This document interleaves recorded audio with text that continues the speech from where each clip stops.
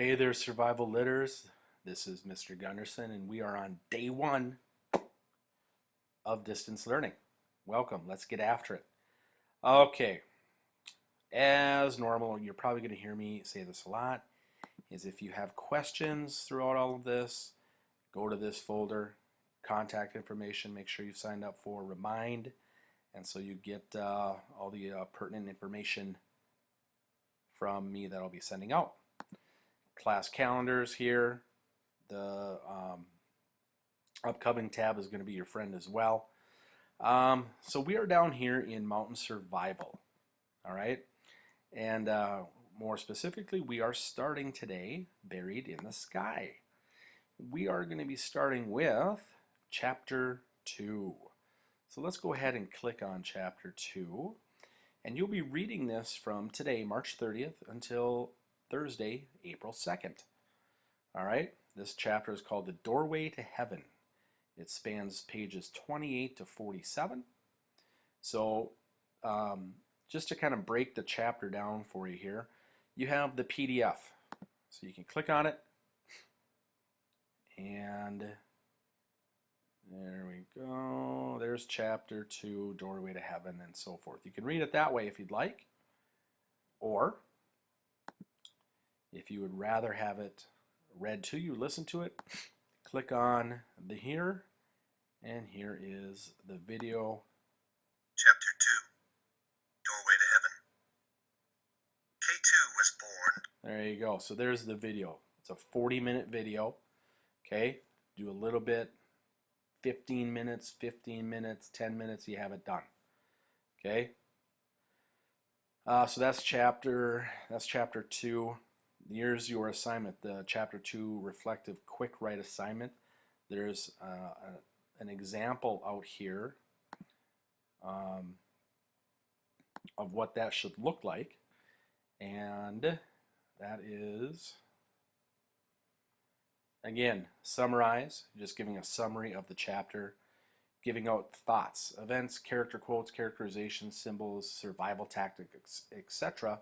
Just giving 2 thoughts about what you read, bringing up 2 questions that you have about what you read, what you don't understand, what you want to have more information on, and then make 2 connections. Again, based off of, you can make connections on your own experiences, something that you've read or watched on TV or read in a book, or connect it to our 7 survival elements, or the dapper, or the cold, wouldn't it be another one?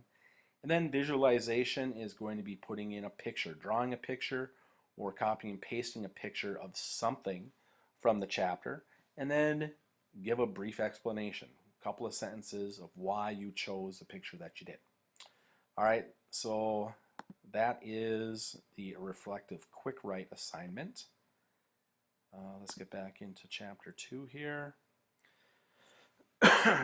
And then on April 2nd, on Thursday, you'll have a reading check. It's going to be 10 points, 5 short answer, and then a 5-point matching. Could be events, could be people, whatever the case is. All right, so that's kind of the chapter breakdown. Here again, here's that reflective quick write assignment if you open it up. And this is what it looks like.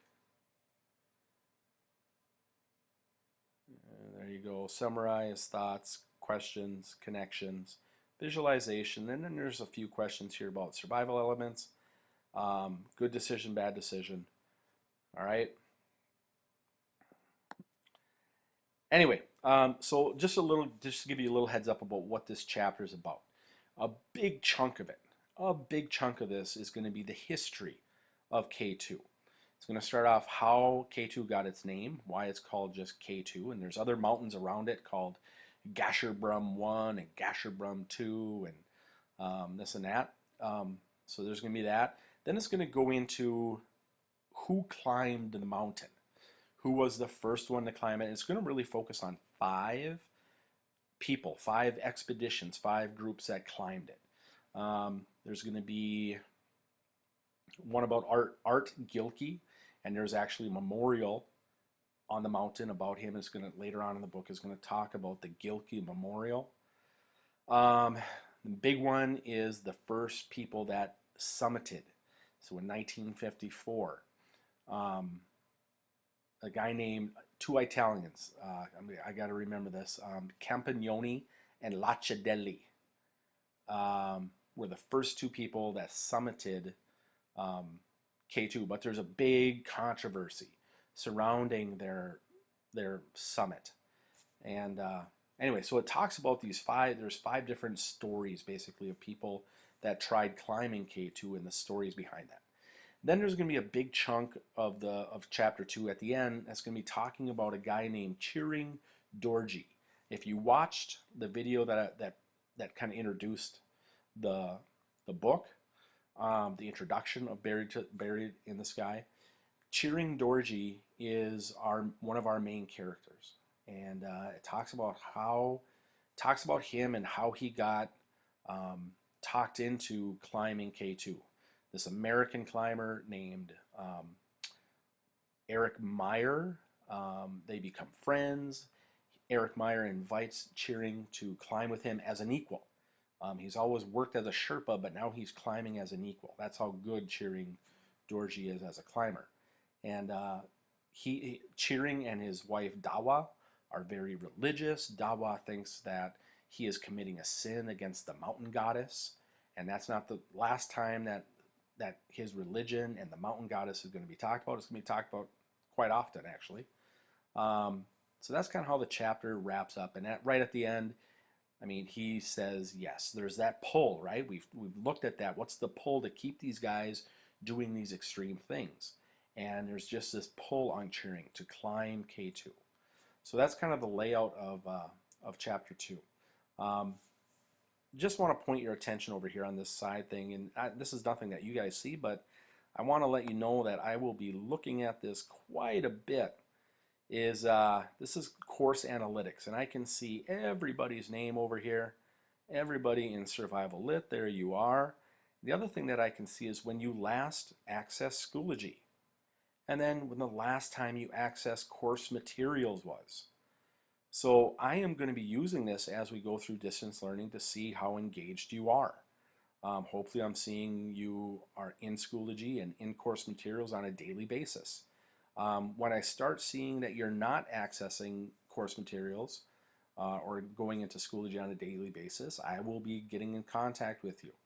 And then of course, if I'm, especially if I'm not seeing you here, accessing it, not seeing you accessing materials, and not seeing you turning things in, then we are going to be talking, and then we get counseling or Tracy Rabbers and Truancy, we get that involved. But that's really, that's my job as a teacher, is I got to make sure that you are doing something every day. And so I'll be using this as we go to seeing what the engagement level is of each of you. So anyway, so my suggestion, again, 20 minutes a day, log into Schoology and take care of business and get things done. Like I said before, if you have questions, concerns, whatever the case might be, contact me, let me know what's going on, and we'll figure it out. All right? That's all I have for you today. Have a good one.